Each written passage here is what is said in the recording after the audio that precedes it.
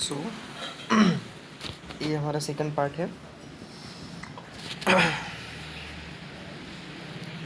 कि third point था third generation में maintenance cost also low because the maintenance cost उसकी साइज़ कम हो गई थी, इसलिए मेंटेनेंस कॉस्ट जो था वो कम लग रहा था. With less heat generator burnout computers failure well rare.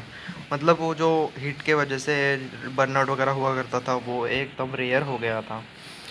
Users couldn't interact with the through keyboards on the monitor instead of the punch cards and the printouts. जो यूजर्स वगैरह थे वो कीबोर्ड से मॉनिटर से पंच कार्ड और print out निकाला करते थे जो आउटपुट था.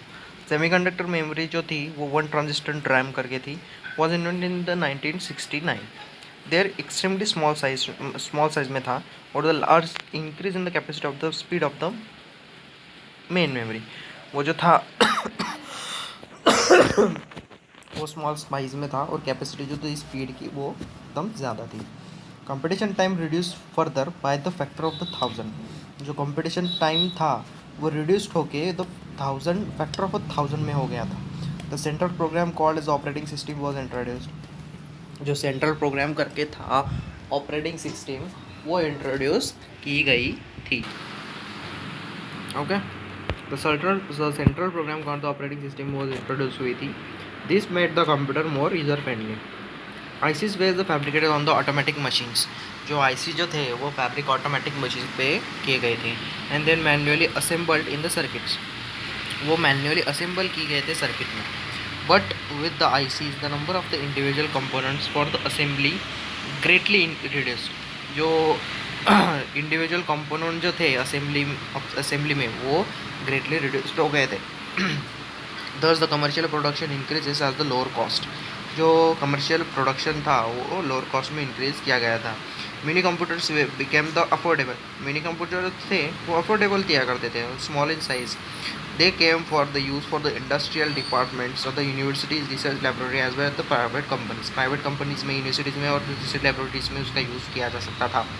The ARPANET, which eventually grew in the today's internet, first linked to US universities in the 1969. By 1971 the network expanded to 30 sites. तो अपार्टनेट जो था उसको इंटरनेट किया गया था. अभी के प्रेजेंट में जो इंटरनेट था उसको अपार्टनेट किया करते थे, कहा करते थे. वो 2 यूनिवर्सिटी में लिंक था इन द 1987. ओके. CD-ROM जो है the capable of the digital to optical recording and the playback was the patent in the 1970s. CD-ROM करके जो थे वो digital to optical recording playback करने के लिए यूज़ होता है. वो पेटेंट किया गया था 1970s में. Okay. The fourth generation. This computer were made by the microprocessor से मेड किया जाता है. यूज़ ऑफ द माइक्रोप्रोसेसर और the CPU on the chip made the computer compact through the kept on the desktop. जो microprocessor और CPU chip थी वो computer को एकदम कॉम्पैक्ट कर देती है जो हम एक टेबल पे रखे जा सकते थे. The microprocessor was the more efficient and reliable than the several ICs.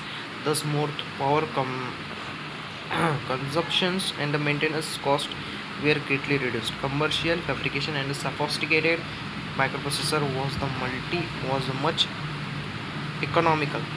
Thus the computer became the expensive. And became the possible for everyone to work with the personal computers on the one desktop. So commercial fabrications जो था वो नहीं expensive बन गया और it becomes possible for the everyone to work with the personal computer on the one desktop पे personal computer रखा जा सकता था. This is the personal computer revolution through the computers insides our homes. तो computer जो revolution जो था वो हमारे घर पे किया गया था. The graphical user interfaces the mouses and the other handed output devices were developed. जो ग्राफिकल इंटरफेसेस मतलब हम जो मॉनिटर पे देखते हैं वो डेवलप किया गया था डब्बा मॉनिटर बोलते हैं हम.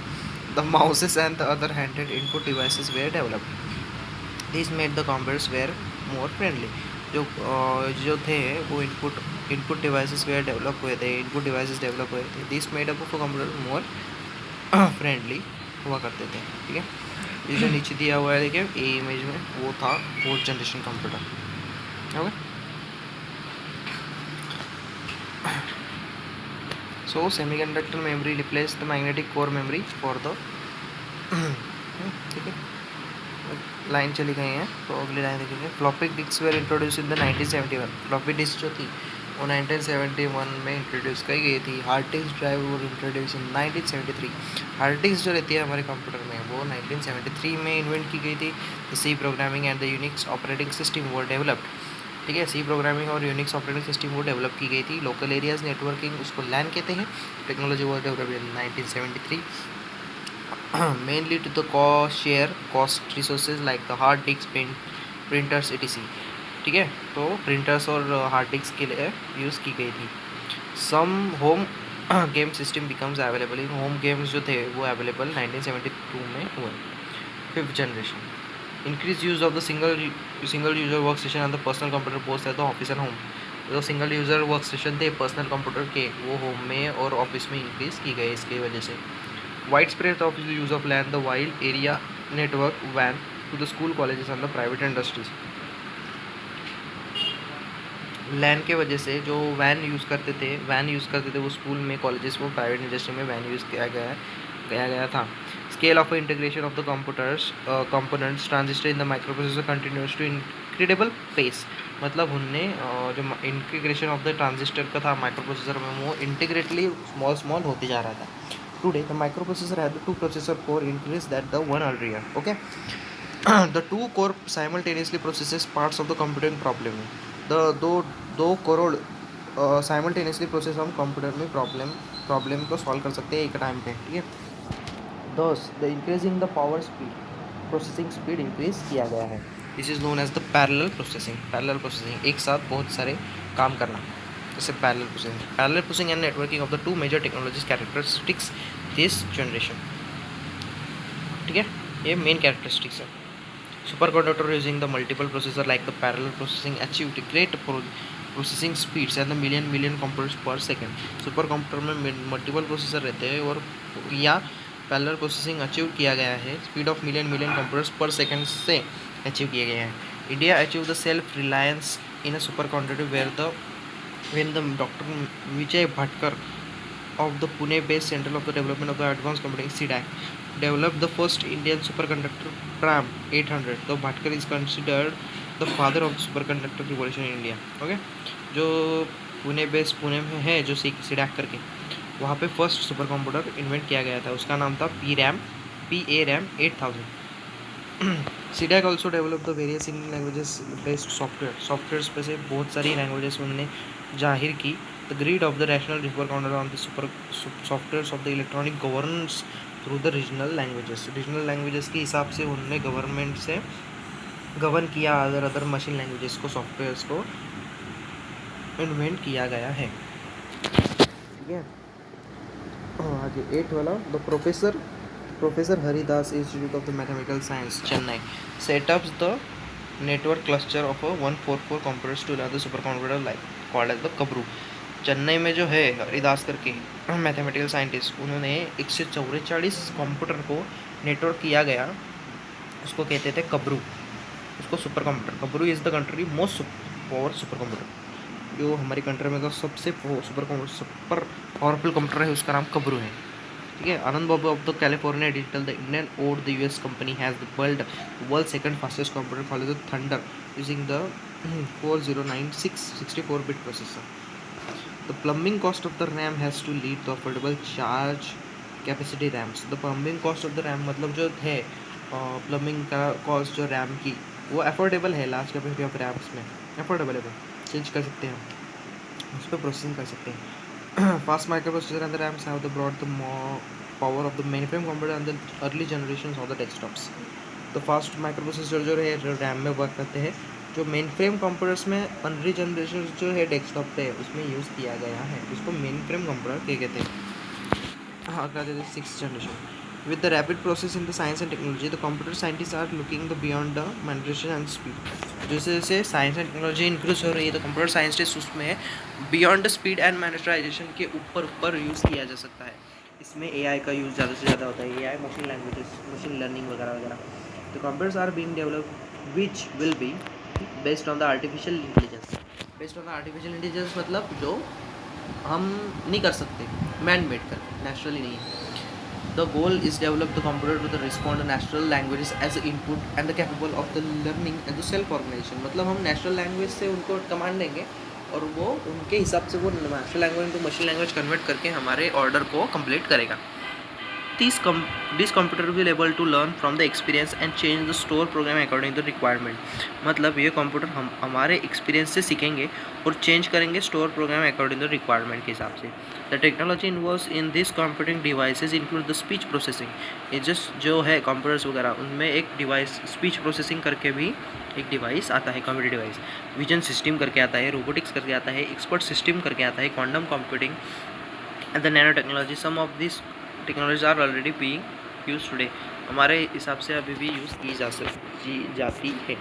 तो आगे है what is IT done has to our society. IT ने हमारे सोसाइटी में क्या करा है।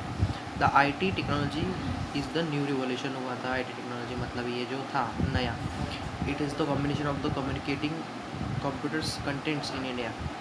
आईटी कॉम्बिनेशन जो था वो कम्युनिकेशन टेक्नोलॉजी था, कंप्यूटर्स और कंटेंट में इंडिया के लिए रिवोल्यूशन था। In India the computer technology has enabled people to work on the computer in their own languages। own languages में कंप्यूटर टेक्नोलॉजी का यूज़ किया गया था। The telephone have provided the basic lifeline of the communication across the country. Telephones में जो basic lifeline थी country की communication के लिए वो जाहिर कर दी गई थी।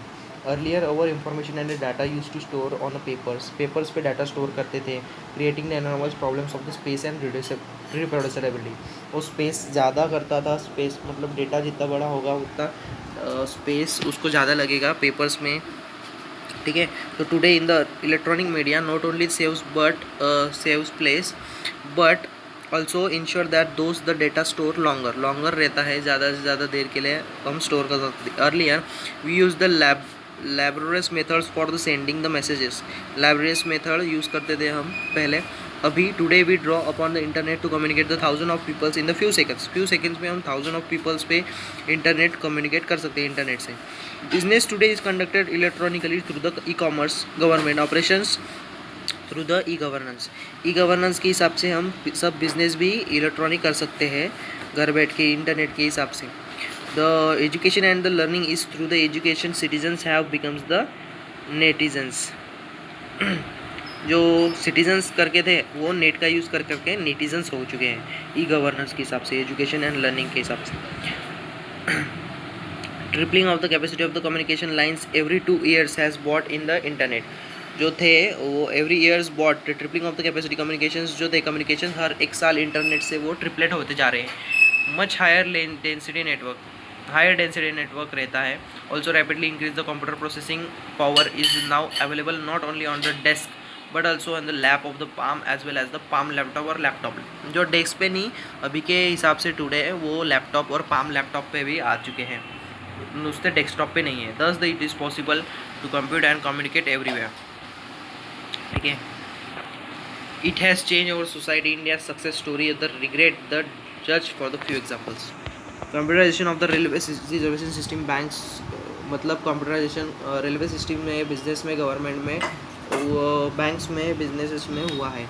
Many order send through the satellite communication. हमारे जो मेनी ऑर्डर्स रहते हैं वो सैटेलाइट के कम्युनिकेशन से सेंड हुआ करते हैं।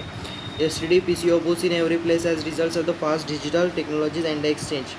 तो STD एंड PCO जो बूथ्स थे एवरी प्लेसेस में वो fast digital telephones and exchange में यूज़ किया करते हैं, मतलब उसका यूज़ होता है। और telecommunication network has reach every nook and the corner to the country.